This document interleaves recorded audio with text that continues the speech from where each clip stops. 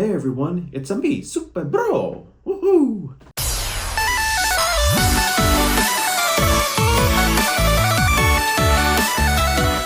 And I am here in cosplay this time. Those of you who have followed me for a while know that this was my very first cosplay. And as a matter of fact, this year will mark 10 years since I've began this cosplay journey. So Ash kind of started off as a Halloween costume for that year. And then we had Tucson Comic-Con going on that weekend after Halloween. And I decided to make my own alterations to this vest and it became a full-on cosplay.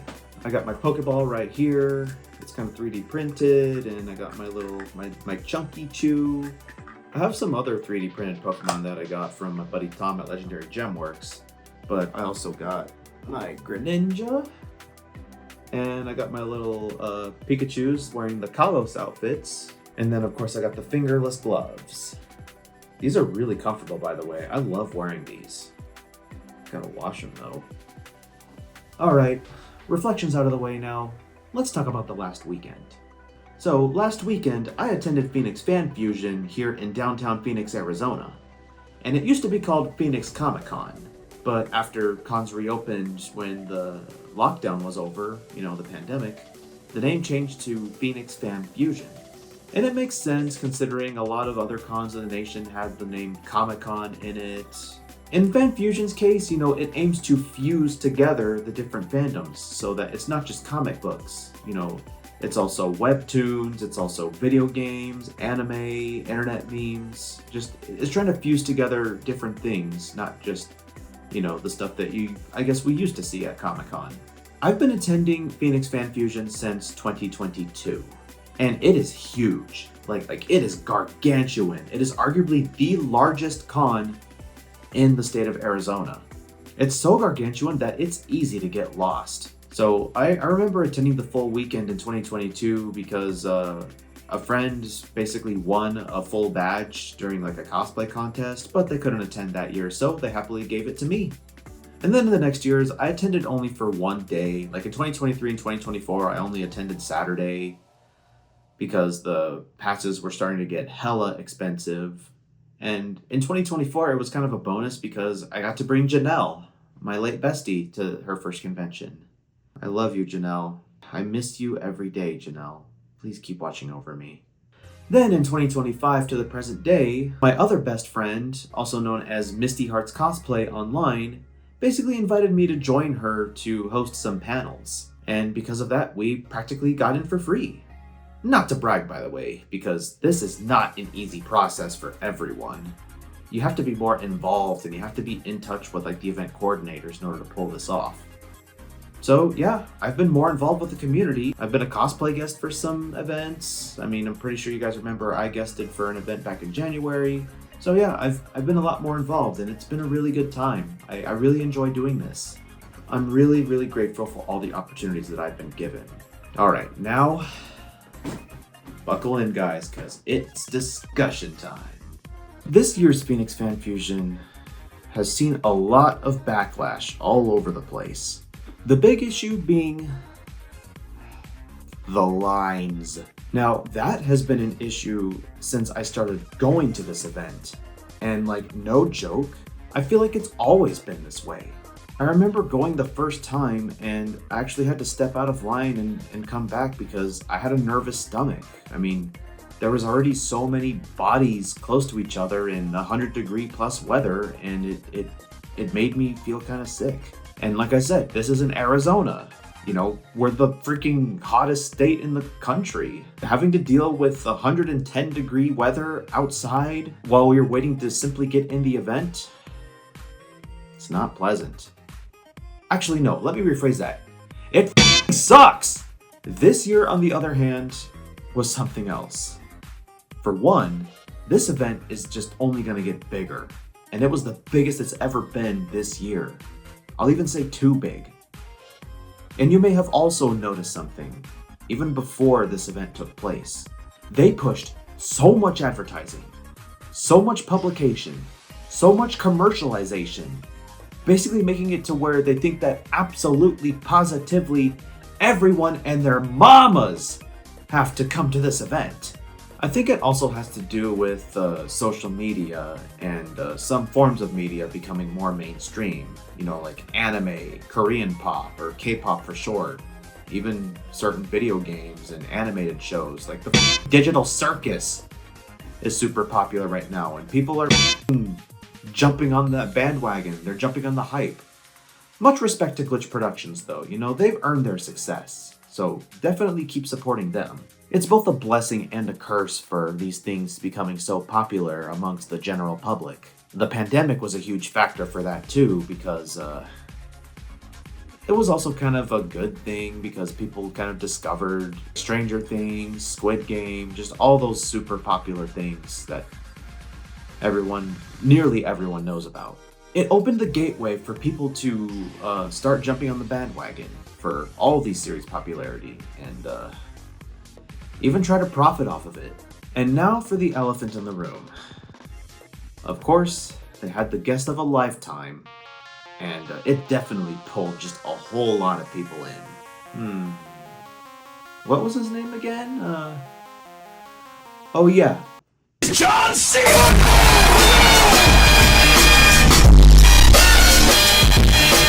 I wish I could say that I was doing this for the memes, but no, I am not joking. John Cena was a featured guest for Phoenix Fan Fusion, and that's a big name. And of course a big name like him is bound to get like a whole lot of people flooding in for this event. I mean, I like the guy, I'm just not a super fan of him.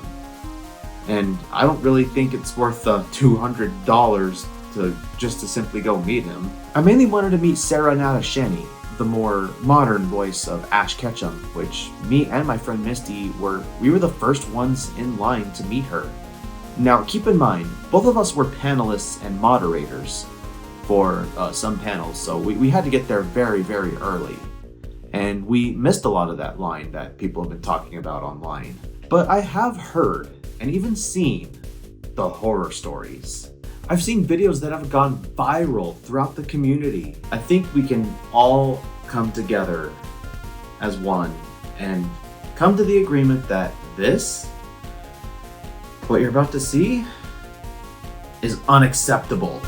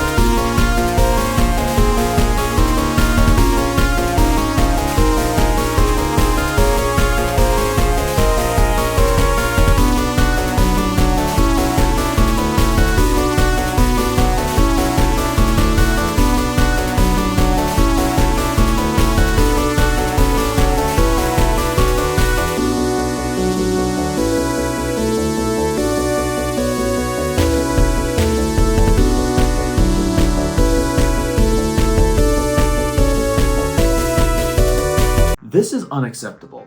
It made me super sad that I couldn't see everyone I wanted to see.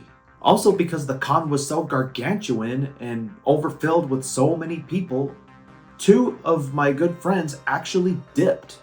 They actually dipped from the con entirely, and they probably wasted their money, and I feel really bad for them. My heart goes out to everybody who was stuck in that heat in 110-degree weather for maybe 1 to 2 hours outside just to get into the con. I'd be a terrible, insufferable person to be one to go, haha, I made it while you have to worry about the lines outside. Yeah, nah. Speaking of which, I was both amazed and horrified to see that people weren't even there for the con.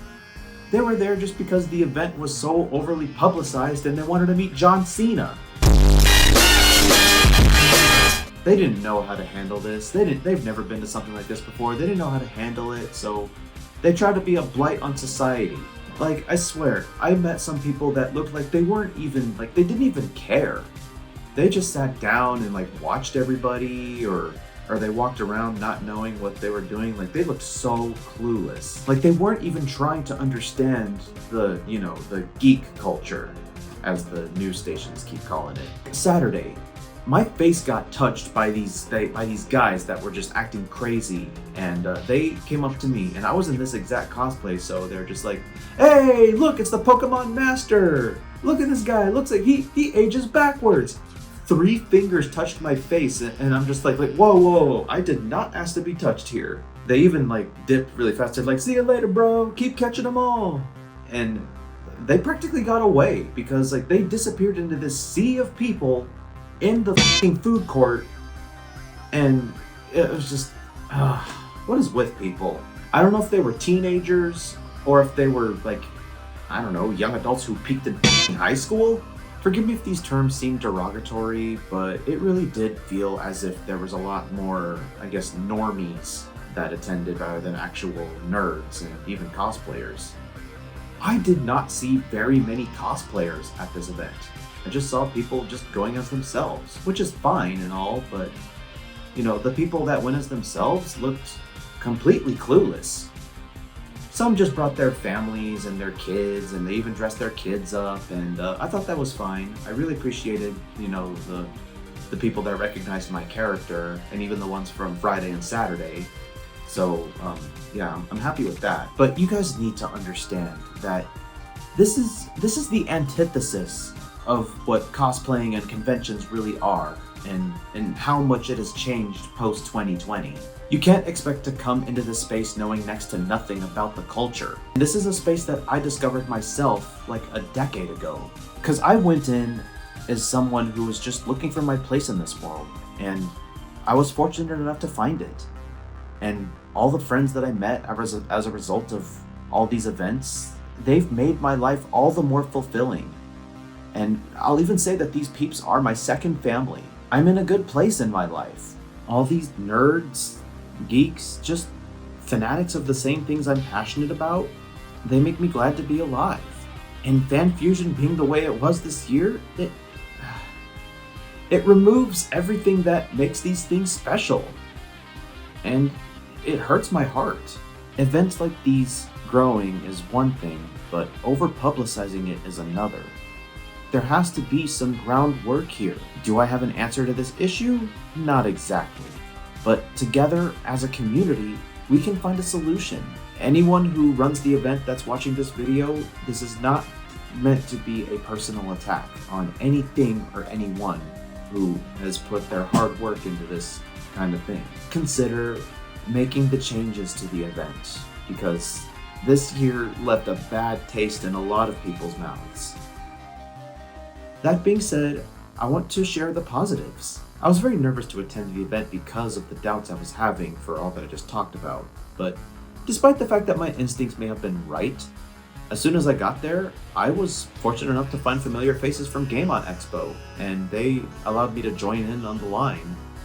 They kind of let me cut. I was just kind of joining them, but they were already at the very front, and they were happy enough to let me in. I got very lucky that we were just right there next to the badge redemption. And when I got my badge, they even asked, what panels are you doing? And I told them, we were doing the Pokemon panels. We were doing the 30th anniversary and the Trivia Showdown. And then the first people that I ran into were my friends Ronnie and Isabel. I got to chill with them for the first few hours of the con, and we wandered the Artist Alley for a little bit, and we ran into my buddy Tom at Legendary Gemworks, and that's where I got those 3D printed Pokemon. I also got myself the Ivysaur plush that I've been looking for. Check this out. I've been looking everywhere for this. And since I have the Squirtle and Charizard plush, I now have the full trio of the playable Pokemon in Super Smash Bros. At least for, Pokemon Trainer. It's for when I cosplay Red, so you guys should know the deal. You should know. Then I went to meet my friend Misty, and, obviously we had a panel to run. The Pokemon 30th Anniversary panel went very well. Even if we had to deal with people asking question after question and not being able to wait until the end, it still went very well, and we put a lot of work into our presentation beforehand, and it really paid off. And I also want to give a shout out to my friend Beta Draws, who is basically really new to Pokemon, but still was able to be in the panel with us. And good on you, Misty, and good on you, Kahari. I got to hang out with my friends Isaac and Brianna afterwards. We just kind of like split up. And I ended up attending my very first burlesque show. Now, I didn't get any photos or videos of it because, for one, it's against the rules. And two, I just watched out of mere respect for the performers, who I also knew myself, who are very talented and very dedicated to their craft. And you should too. They're doing more than just, revealing a lot of their skin in their performances. And then for the rest of the day, I went to the free play arcade, and it was also pretty packed there. And, again, with the overpopulated space, there were so many people just busy on the setups, and I never got a chance to play any games. So I'm probably going to do some extra gaming myself later.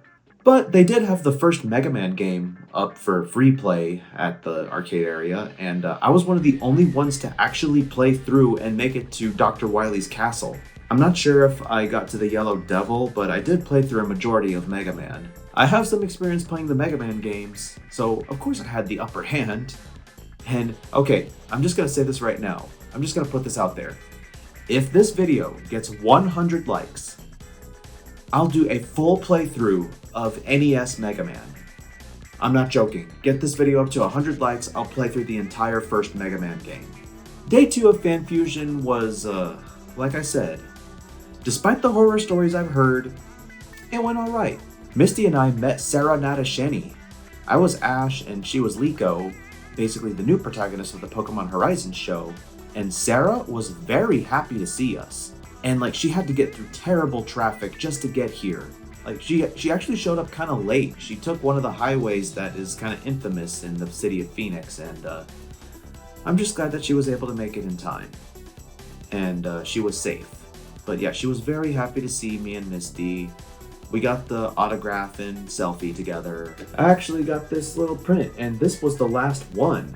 It's basically Ash holding his trophy for when he won the championships, and you got all of his MVPs right here. You got Pikachu here, Gengar here, Dracovish there. Yeah, I really love this thing. It's going on my wall sometime. I'll probably figure that out later. There was also a baseball game going on at the same time as the con, so those two crowds just kind of, I guess, clashed with each other. I can only imagine how ugly it looked. But anyways, after that, me and Misty went to a pre-judging panel for the cosplay contest. We were the ones that welcomed all the cosplayers, all the veteran cosplayers onto the catwalk. I felt inspired. I felt moved.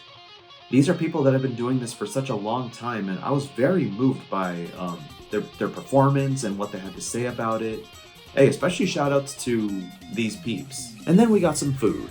And after that incident where I got my face touched by strangers, I still was able to get back safely and have my food. We sat down to eat next to the panel room, and get this, the food that I got actually was not mid or below average. I got this fried chicken sandwich that, like I said, did not taste mid. It actually tasted good, and even the fries tasted good too. So yeah, we were eating and we were finishing setting up our Kahoot for a Pokemon Showdown, Trivia Showdown. And when it was time for the panel, we had an even bigger room. And it went so well. We had 110 participants. We had 110 entries for the Kahoot game, and that's the most I've ever seen. And I've been in games of Kahoot before, but I wasn't even playing this time, and I've never seen this many people entering a game of Kahoot. This panel went really well. It was probably the best panel we did. It went so well. And I even got to share a little bit of my knowledge of Pokemon. Although I did get crucified over the shiny chance question. I'll redeem myself for that one, guys, I promise. And I actually did tell some people that maybe we will do this again. We will host a panel like this again at a different con. And of course, Misty pulled the ultimate joke on all of us. Oh my god. The last question was a "Who's that Pokemon?" question, and the silhouette was like a round ball. I mean, she's done this before. I'll show you. And the answer will definitely shock you guys. Yeah, just roll the clip. It doesn't even show the picture.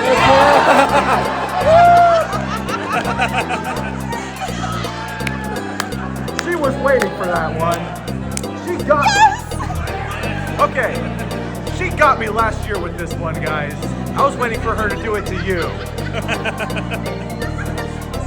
I had Yeah. Oh, Misty.